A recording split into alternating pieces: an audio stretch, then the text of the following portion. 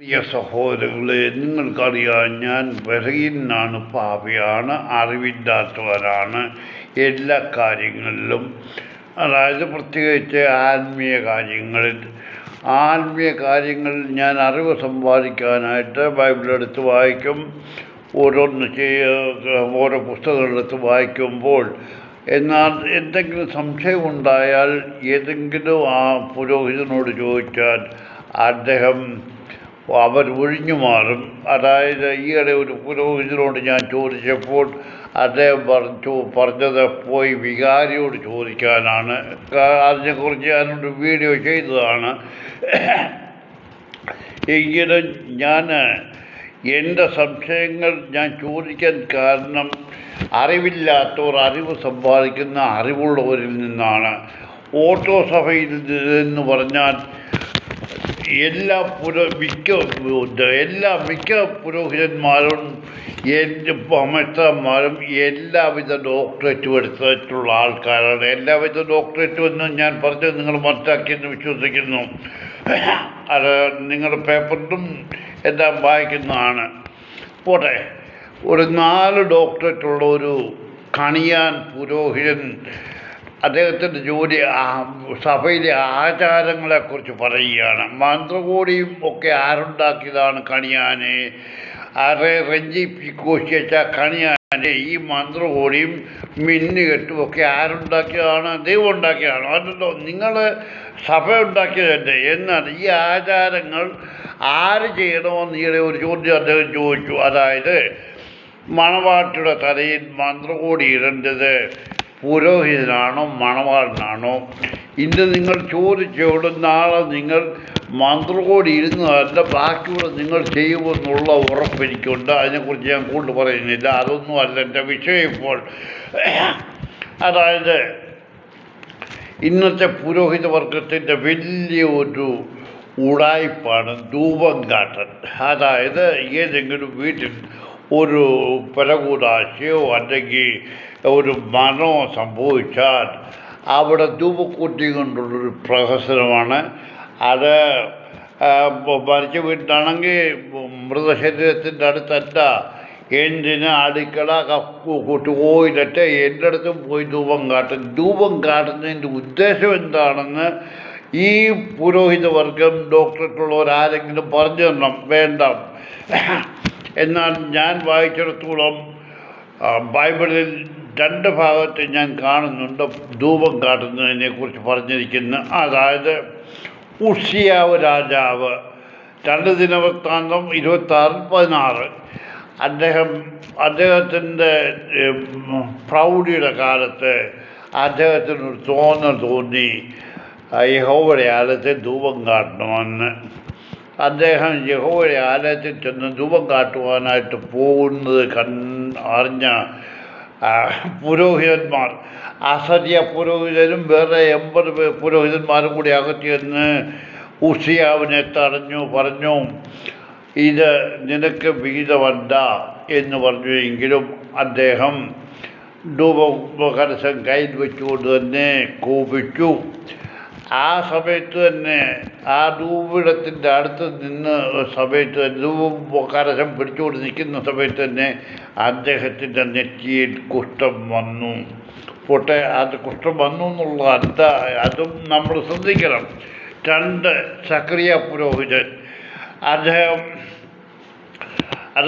ലൂക്കോസ് 1:8 അവൻ തൻ്റെ ഗണത്തിൻ്റെ ക്രമമനുസരിച്ച് ദൈവസന്നിധിയിൽ പുരോഹിതനായി ശുശ്രൂഷ വേല ചെയ്തു വരുമ്പോൾ പൗരോഹിത്യ മര്യാദ പ്രകാരം യഹോവയുടെ ആലയത്തിൽ ചെന്ന് ധൂപം കാട്ടുവാൻ അവന് ചീട്ട് വീണു.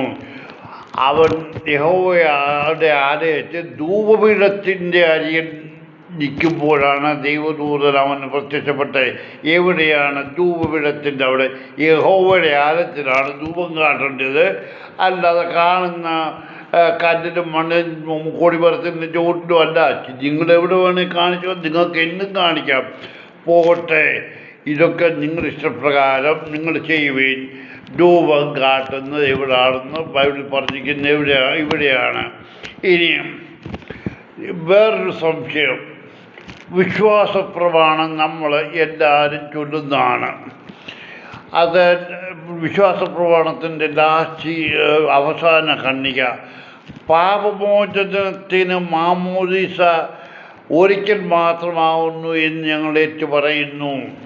അത് ചില പ്രാർത്ഥനാ പുസ്തകങ്ങൾ അങ്ങനെയും പാപമോചനത്തിന് മാമോദീസ ഒന്നു മാത്രം ആവുന്നു എന്ന് ഞങ്ങൾ ഏറ്റു പറയുന്നു. ചില പുസ്തകങ്ങൾ കാണുന്നു ഇത് രണ്ടും പറയുന്നതിൽ വ്യത്യാസമുണ്ട്. പാപമോചനത്തിന് മാമോദീസ ഒരിക്കൽ മാത്രമാകുന്നു എന്ന് ഞങ്ങൾ ഏറ്റു പറയുന്നത്, അതായത് ഒരിക്കൽ മാത്രം. എന്നാൽ ചില പ്രാർത്ഥനാ പുസ്തകങ്ങൾ പറയുന്നു പാപമോചനത്തിന് മാമോദീസ ഒന്ന് മാത്രമാകുന്നു എന്ന് ഞങ്ങൾ ഏറ്റു പറയുന്നു. രണ്ടും ഞാനതിന് ഒന്നും പറയുന്നില്ല, കാരണം അതല്ല ഞാൻ പറയാൻ പോകുന്നത്. ഇവിടെ പാപമോചനത്തിന് മാമോദീസ ഒന്ന് മാത്രം.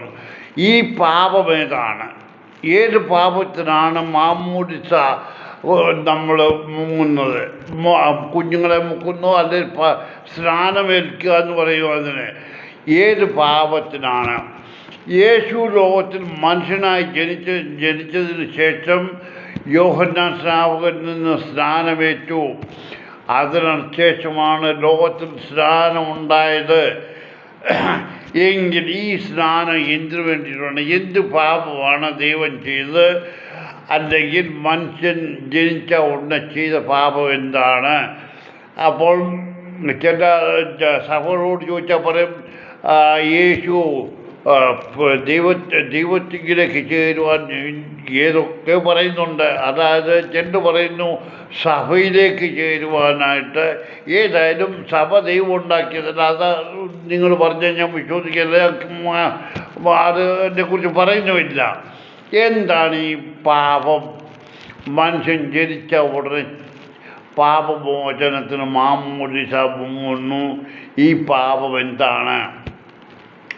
നിങ്ങൾക്കറിയാമെങ്കിൽ ഇന്നത്തെ കാലത്തല്ല, പഴയ കാലത്ത്, എനിക്കിപ്പോൾ 77 വയസ്സുണ്ട്, ഞാൻ എന്നെക്കുറിച്ചൊന്നും പറയുന്നില്ല. പഴയ കാലത്ത് സൺഡേ സ്കൂളിൽ പഠിപ്പിക്കുന്ന വാദ്യാന്മാർ അവർ കുറച്ച് അറിവുള്ളവരായിരുന്നു. അതെന്ന് പറഞ്ഞാൽ അന്ന് പഠിപ്പിച്ച ആ വാദ്യാർ പറഞ്ഞത് ജന്മപാപം കഴുകിക്കളയാനായിട്ടാണ്, നീക്കാനായിട്ടാണ് സ്നാനമേൽക്കുന്നത്. അല്ലെങ്കിൽ കുഞ്ഞ് എന്ത് പാപം ചെയ്തിട്ടാണ് നിങ്ങൾ സ്നാനം മാമോദീസ മുക്കുന്നത്? അതല്ലെങ്കിൽ സ്നാനം കൊടുക്കുന്നത്? യേശു എന്ത് പാപം ചെയ്തിട്ടാണ് സ്നാനമേറ്റത്? അതുപോട്ടെ, ഇതൊന്നും വേണ്ട. ഇന്ന് നമ്മൾ കാണുന്ന ഒരു പ്രഹസനം, സൺഡേ സ്കൂൾ പഠിപ്പിക്കുന്ന വാദ്യന്മാർ, ഞാൻ അവരെക്കുറിച്ചൊന്നും പറയുന്നില്ല, വിശേഷിപ്പിക്കുന്നില്ല. അവരൊരുങ്ങി ചമടെ വന്നിരുന്ന കൊച്ചു കുട്ടികളെ എന്ത് പഠിപ്പിക്കുന്നു?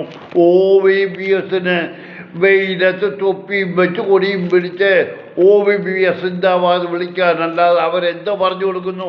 ഈ പഠിപ്പിക്കുന്നവർക്ക് എന്ത് അറിവുണ്ട്? ബൈബിളിനെ കുറിച്ച് എന്തെങ്കിലും അറിയുന്നുണ്ടോ?